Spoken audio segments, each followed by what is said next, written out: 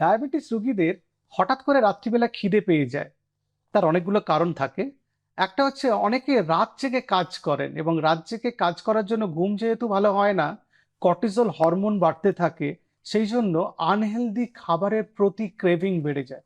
২ নম্বর, যারা ডায়াবেটিসের কিছু ওষুধ খান, সালফোনিউরিয়া গ্রুপের ওষুধ বা মেগলিটিনাইড গ্রুপের ওষুধ বা ইনসুলিন নেন, তাদের হাইপোগ্লাইসেমিয়ার জন্য হঠাৎ করে খিদে পেতে পারে।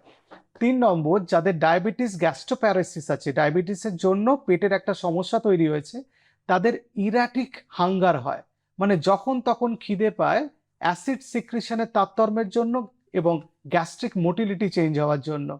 ৪ নম্বর, নাইট ইটিং সিনড্রোম বলে একটা অসুখ আছে। এটা একটা বিহেভিয়ারাল চেঞ্জ বা একটা মানসিক অসুখ বলতে পারেন, যে রাত্রিবেলা খাবার খাওয়ার জন্য ঘুম থেকে উঠে পড়ে। এটা ডায়াবেটিক পেশেন্টদের ক্ষেত্রেও দেখা যায়। ৫ নম্বর, আপনি হয়তো রাত্রে কম খাবার খেয়েছেন। যে পরিমাণ খাবার খাওয়ার দরকার সেই পরিমাণ খাবার খাননি। অতি সতর্ক হয়ে গিয়ে কম পরিমাণ খাবার খেলে রাত্রে খিদে পেয়ে যাবে। এর সলিউশন কি?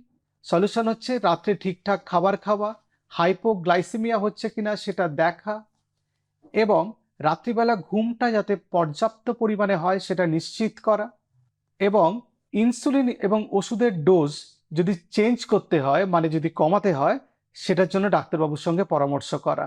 আর খুব গুরুত্বপূর্ণ একটা পরামর্শ হলো, যাদের হাইপোগ্লাইসেমিয়া হচ্ছে, রাত্রিবেলা খাবার তাড়াতাড়ি খেয়ে নেওয়ার জন্য ঘুমোতে যাওয়ার আগে একটা ছোট স্ন্যাকিং বা একটু স্যুপ কিছু খেতে পারেন, বাদাম খেতে পারেন, বা কিছু একটা ভেজিটেবল স্যুপ খেতে পারেন, কেউ একটা ডিম খেতে পারেন। কিছু একটা খেয়ে রাত্রিবেলা ঘুমোন, একটা ফলও খাওয়া যায়। ভালো থাকবেন।